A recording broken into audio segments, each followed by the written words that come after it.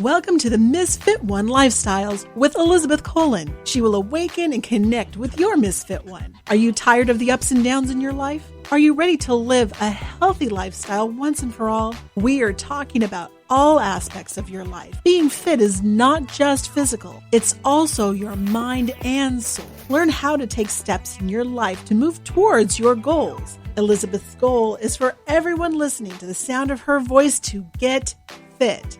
Let's get focused, let's get intentional, and let's transform.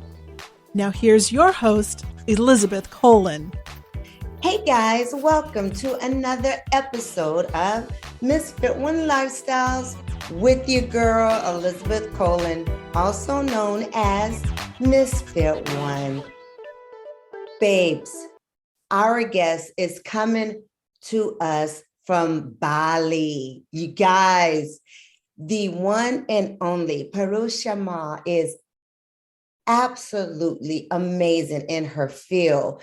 She is a soulful confidence coach, right? And I just love the name, how that sounds. Can you talk to us about what a soulful confidence coach is? Yes. So first of all, thank you for having me, Elizabeth. So why am I a soulful confidence coach and what is that? I am massively into everything spiritual, healing, especially because I have got a lot of benefit out of different modalities like breath work, plant medicine, inner child healing, somatic work, body movement, because I also teach yoga. So for me to do something that really spoke to me in the sense that I had seen the benefits and now I wanted to help other women feel that, I was like, this is what I want to do. So what I mean is that as a soulful confidence coach, I work with them in bringing out the best in them, helping them shine their confidence at work or relationships, but with spiritual teachings and concepts and things that help us anchor onto something bigger than just our existence. Wow, that's pretty deep. You used NLP, right, with your clients. And can you tell, for those who don't know, what NLP stands for and how it works? Yeah, totally. So NLP is neuro-linguistic programming. And I do actually often explain this to my clients. It's a great question. And what it does is, like the name suggests, there are different techniques that we use, that I use as an NLP coach, which work on reprogramming our beliefs. They work on reprogramming the way we have looked at an event. And instead of playing victim to that event, or instead of running a particular belief, run our life, we rewire the beliefs and we pick learnings out of these events. And then we look at them in a completely different way that serves us instead of stopping us. Wow, I love that. Yeah, that's a great way to explain it, because a lot of times, people have such a broad definition of it, right? And so I love that one because, I see that. That's exactly it. You take something that was traumatic or something that was fearful, and you just look at it head on, flip it around, and then make it something that is palatable to you. And not only that, something that you're no longer afraid of. So that's awesome. Yeah, totally. And I just want to add that this is how I have connected to NLP, because I've studied it for like one whole year last year, is that, even like spiritually, when we say that life isn't happening to you, it's happening for you. So essentially, there is a learning in that phrase itself, which is that if we sit and play victim to this happened to me, that happened to me, this is bad, that is bad, we're not going to get anywhere. And NLP literally does that. So, which is why I love being able to practice it. And I've loved learning it, because it's like you pick a belief which you must have picked up from your parents, culture, society, whatever. Right. But that isn't serving me. So how can I change that? What can I do? And same with like the events, right? It's like something happened to me. Okay, now instead of playing victim and blaming life for whatever happened to me, okay, how can I pick it up? How can I change it? What can I do? Right. So yeah. And that changes the whole outlook of your life on so many levels, right? It's very hard to take something that is cultural to us, or something that we have learned from our parents and our grandparents and everyone around us, and to change that because it's not being beneficial to you, right? Totally. Yes. And it's hard because it's like, think about it. If you spent your 30, 35 years, 40 years of your life listening to something, applying it, practicing it, living by it. For example, like a lot of women, as women, we have a lot of guilt for having fun or living a life or making the choices that serve us, right? So now for us to think in a different way and to be able to change how we function or how we think, it's hard. Very. And this is, yeah. And it's like, and this is why if you work with a coach or if you work with modalities like these, it can really help. Otherwise, we just wouldn't be able to understand all that's happening and driving our unconscious behaviors. I love that, you say how as women, we're pretty much really taught to be small, right? The man is the big, mighty man, and you are to be seen and not heard. And it's really a weird, well, I'm 50. So, the old school is different now. Now the girls are loud and proud and saying the things kinda, right? But they still have that fear on the inside. Now, when somebody comes to you and they are just so afraid of shifting, afraid of being too much, because I'm always too much. I've always been said that, oh, my baby is a handful, what kind of tips you can give to us as a woman that is okay? Yeah, great question.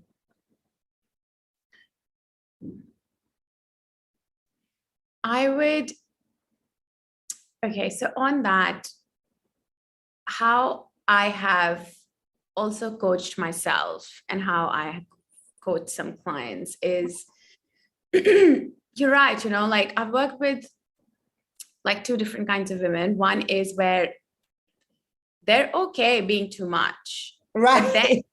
They're okay being too much. And I love that. But first of all, there is no too much. Like that is you. And that is your magnificence. And that is your magic personality uniqueness. So there's that. But also, even if they're okay being too much, there is still this label in their mind, like you said that, which I feel is, it's not too much. It's normal.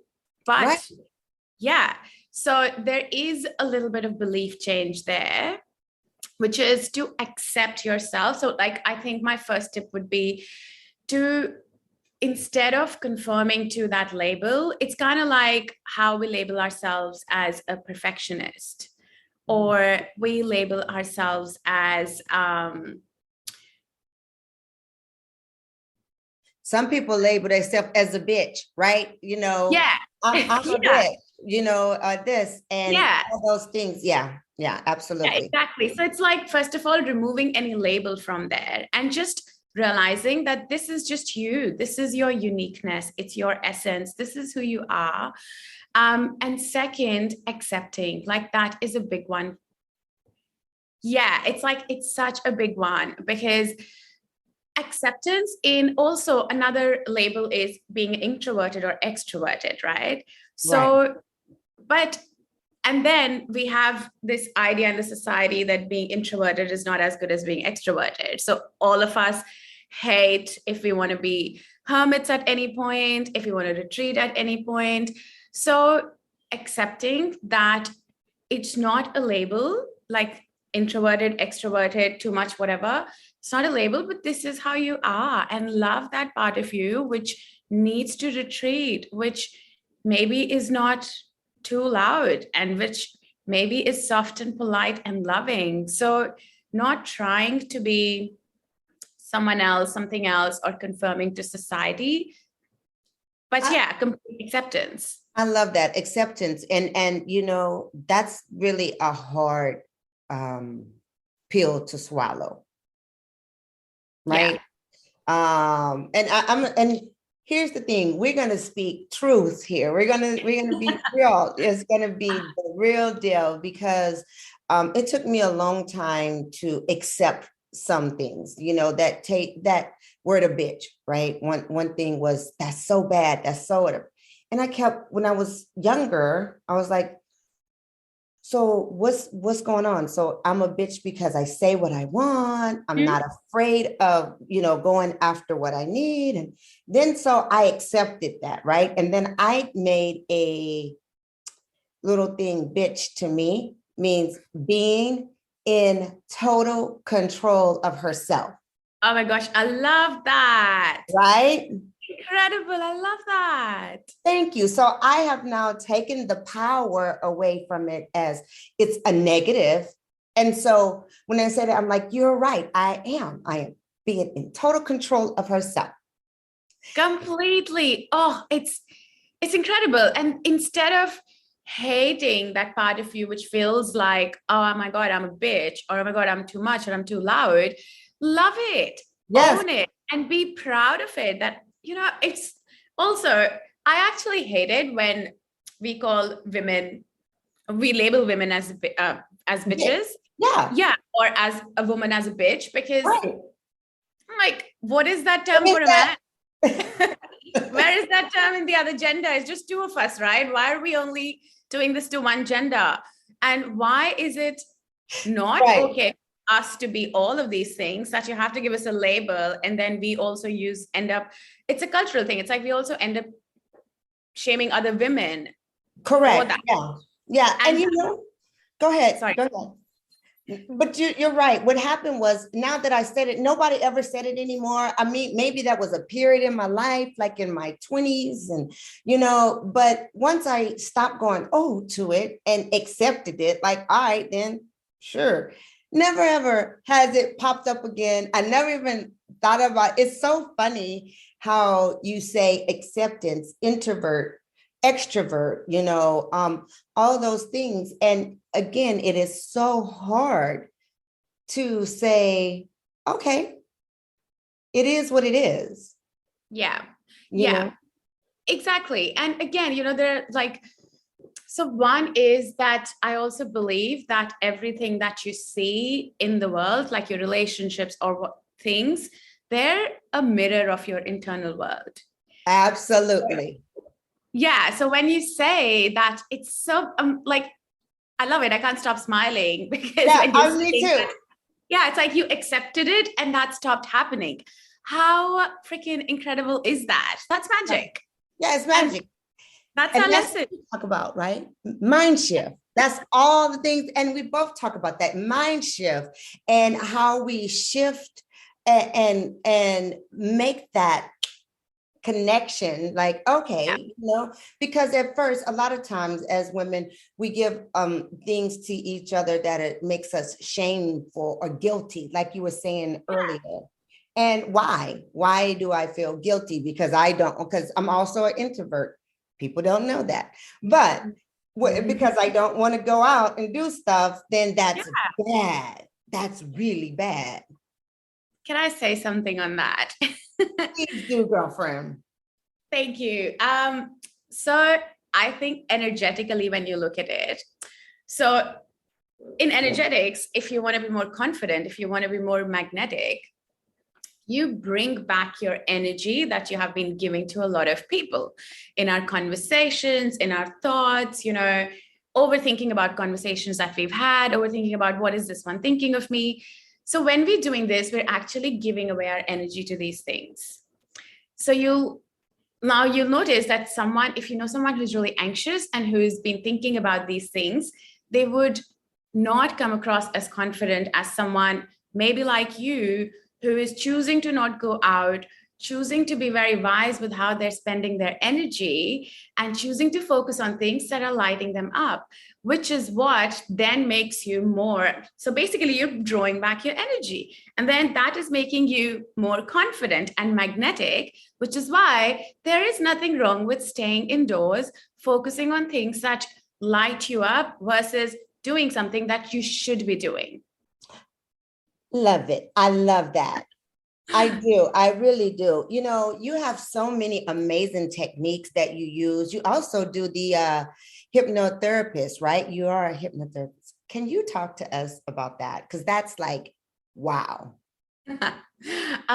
Sure. So I'll just give a little bit of background because I've had a past life regression myself, and that sparked my interest in hypnotherapy. And I saw a lot.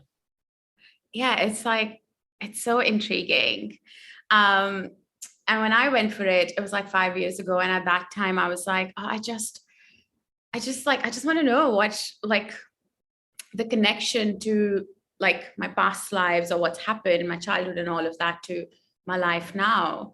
And I know that there's obviously a school of thought which believes which says that why go to past and why are you digging up the past? Because coaching is actually all about moving forward. Forward, yes. Yeah. So it's not really about digging up the past and repeating those stories. So anyway, fast forward, when I was studying NLP, hypnotherapy was a part of that course because there are some techniques in NLP which are hypnotic inductions. Yeah. Tapping and the stuff. Yeah. Yeah, and tapping is different from NLP, but I also do tapping. Yes. And hypnotherapy basically is not the woo-woo that a lot of us think, that it's like swinging a pendulum. And then if you're hypnotized, someone's going to take advantage of you, all of those things. I want to preface it by saying that you're completely in control of what's happening to you and what you're feeling and everything. The only thing that happens when you're hypnotized is that you can access your unconscious mind. So we basically relax your conscious mind. So then we can draw in the learnings and the hidden, like the hidden observations and behaviors and all of these things that your unconscious has been storing. Because anything traumatic, big, or beautiful that happens to us gets stored right in our unconscious, which is why we act like we do. We get triggered, we sometimes behave and we're not even aware what's happening.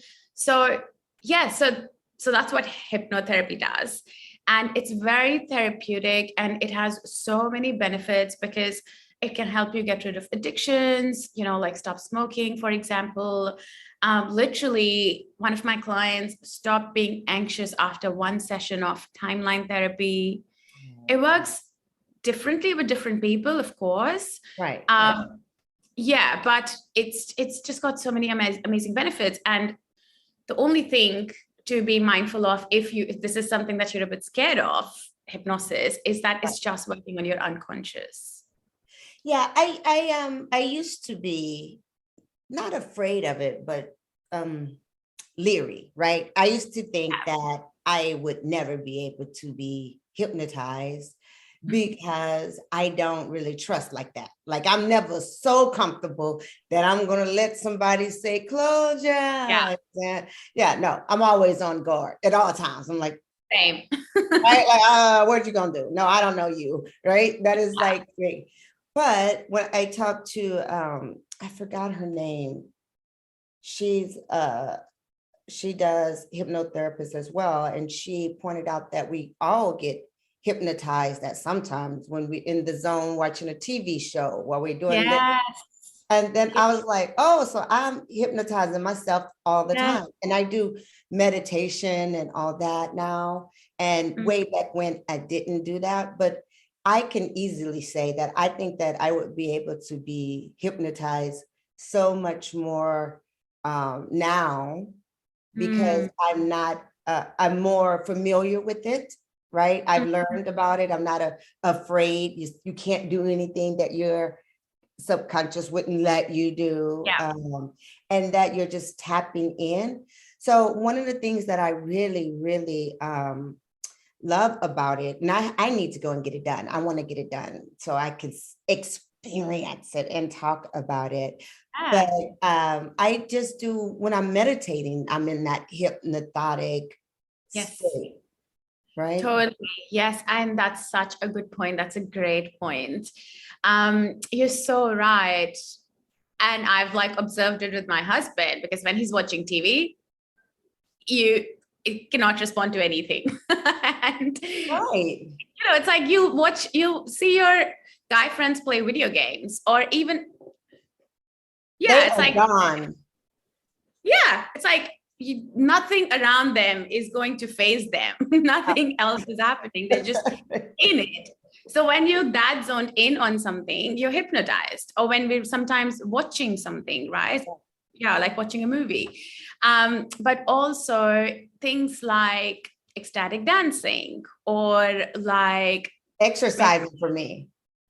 It could be exercise. It could be yoga. Like, I actually feel that sometimes that's yoga for me, because I am so in the zone. I am so like, I'm not in my mind. I'm in my body. And I really don't even know how the time passes and what's happening. Yes. So yeah, that's a great point. And that's true, which is why there's nothing to be scared of hypnosis. Right. And you can notice, it's like when you're meditating, and if you meditate regularly, then you'll automatically start becoming aware of your unconscious patterns, things that come up. And also the fact that I think you briefly mentioned that, like, you find it hard. You thought no one can hypnotize you because you have your guards on. But also when we meditate and when we start getting more in our body, we don't have to have that unconscious guard on at all times. That guard is actually a way of protecting ourselves, because that's how we grew up. It's like fight or flight. It's like, think about it, right? It's like if you're in a jungle or in the wild, you have to be on the edge to protect yourself from danger. So I also think, because like, it's also been me at some points when I'm like, no matter how much I drink, I'm never getting drunk, because I'm always on guard. Right. Yeah. And so when I also went for my hypnosis, I was like, oh, I have so much trouble letting go. I'm not going to get hypnotized. So I think it's also like a fight or flight, which is also conditioned, maybe because we were always taught to look after ourselves as women. Right. That makes sense, because I try to tell my husband, he always thinks that he says, you're always in la la land, right? I'm like, I am not always in la la land. I understand and I know what's going on. It's things I choose to react to and things I don't. Things that I can control, I am in. Things that I cannot control, let it go. That's not my thing, right? And so he thinks that if I go places I'm not aware, I said, listen, I'm a female. I was taught to be aware as a very little kid, right? Yeah. Have your keys out before you get to the car. You have we were taught things. Yes. From the time we went to the playground. Yes, totally. Exactly. And same, it's like I grew up in India. So for me to be able to go out and have fun, and my parents to be okay with that, I had to be hyper alert, hyper vigilant, hyper responsible. Like I could never just let loose and be like, oh yeah, someone's going to drop me. That that was threatening my survival. Correct. So now when, like when we are in safe situations or safer situations, or again, it's like our unconscious finds it hard to let that go. So, which is why doing these things which help us get into our body helps, because imagine constantly living on the guard. That's not good for our nervous system. It's like imagine constantly trying to fight a tiger. Well, I don't have to imagine that. That's totally how I lived. I was totally always like watching all the time. Like, oh my God. That's why I had to get into meditating and yoga and learning, because I constantly, that's crazy. I constantly thought like something's gonna like what? Yeah. And, Yeah. and it came from, I know exactly when I was little, my brothers and would always say, you're little, somebody can take you, you're little, somebody can snatch you, you're little, because I am not the tallest, you know what I'm saying? Same. Same. Right. So they put that in me at all times. So Yeah. I constantly was on guard. Like I have to watch, because if you do get snatched and you little, it's kind of hard to fight off it once you're in it, right? But you can kind of like knock it away and run before you get caught, right? Absolutely. 100%. It's like keeping that pepper spray in our bags, wearing sneakers at night just so you can run. Not heels. All of that. I used to carry my brother with me, I used to take my brother with me. Yes. Sometimes you can go out, because I was like, oh, even if you're little, like, and he's 9 years younger to me. I'm like, even if you're little, at least you're a guy. You're a man. Yeah, you're a man. Yeah. That is exactly it. And that is so great about mind shift, right? Because had I not been introduced to this lifestyle of learning to meditate and really go within and really sit with ourselves and tap into our unconscious. Totally. Right. It's like you're just living life on autopilot. And that's what I was saying. Imagine living your entire life feeling like you're constantly being threatened and you're on the edge.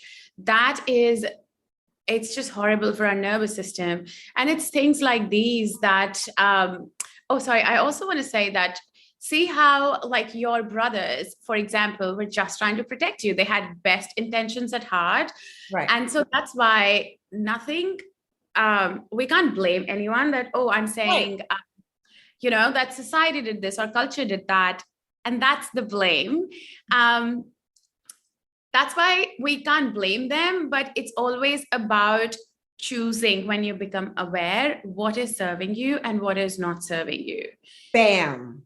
Yeah, this is why it's important to then recalibrate, like, okay, best intentions, had that thought, has kept me on guard for 40 years of my life, don't want this anymore. What can I do? How can I improve the rest of my life? Because if we don't do this, then we're actually making ourselves susceptible to all these chronic diseases and stress and, like your strokes and heart diseases, because this is all causing blockages inside our body. Right.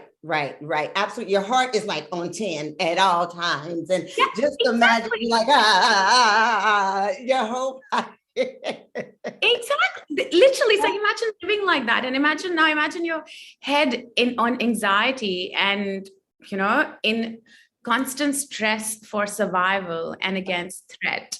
And we're no longer in the jungle. Yeah. And you mentioned tapping briefly. And this is also where tapping comes in, because often, like when we are living like this, we're also suppressing our emotions because we're scared of upsetting someone. We're scared of speaking up, being too much. So we'll suppress our anger. And also another thing in the society or our culture is that women can't be angry, but men can be angry. Right. Or I've definitely judged myself for being angry or feeling anger. So yes, That's I'm like, this is not very dainty. This isn't very nice of me. right. But if man gets angry, we think it's very hot, or we think, yeah, that's Oh, fine. Yeah, absolutely. Absolutely. aggression's fine. But and yeah, so then when we do that, we are, and I'm not saying that men don't suppress emotions. Of course, that's a different conversation Right. altogether, because it's not even like they feel very open to express themselves emotionally. Right. So yeah, so then when we are suppressing these emotions in our body, we're basically storing them in our body. And trauma often does that, going through anything significant like a breakup or feeling rejected or big changes, all of these things do that. Right. So then when we do tapping, which is basically tapping on key meridian points on our body, you're basically releasing the stuck energy of emotion on these meridian points.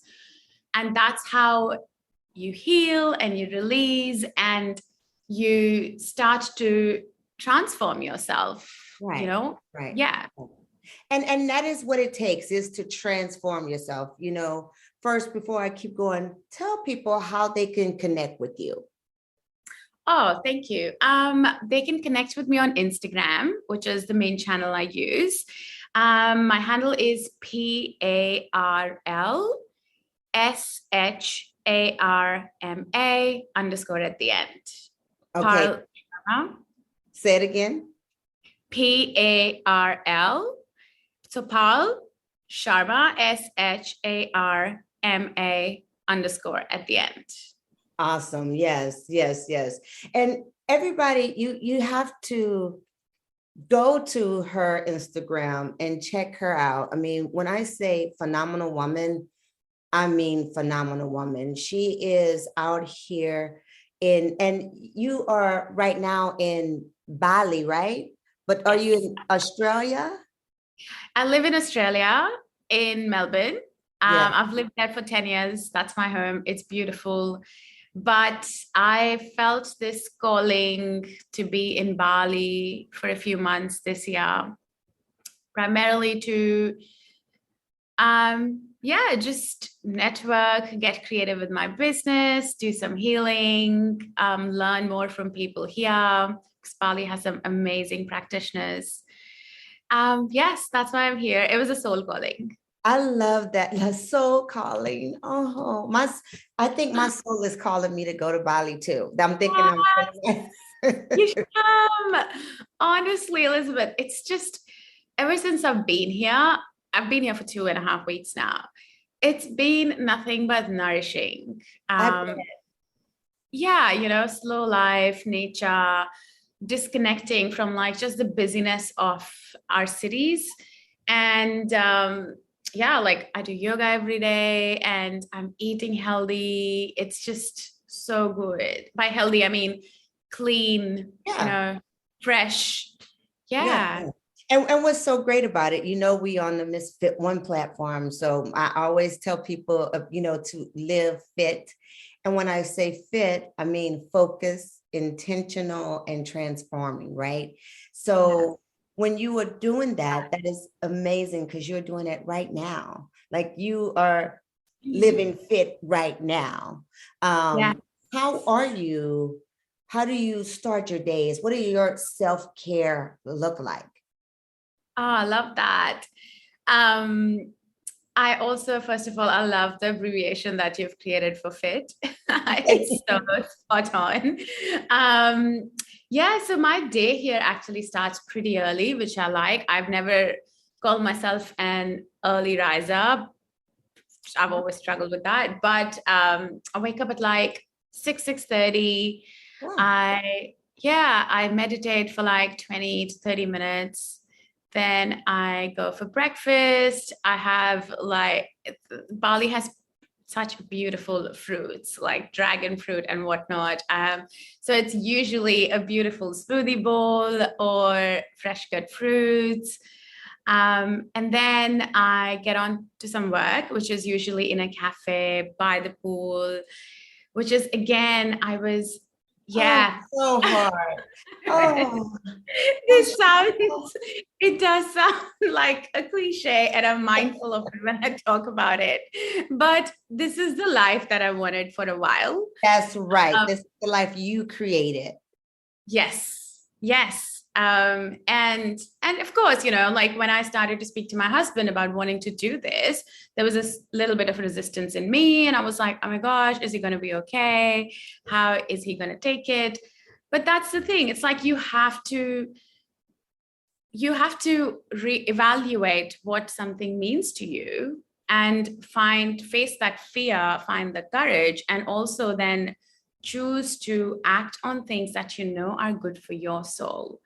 And and often in these things, like our guilt can come up, our cultural narratives can come up, but then it's constant practice of working on yourself and disconnecting yourself from these things.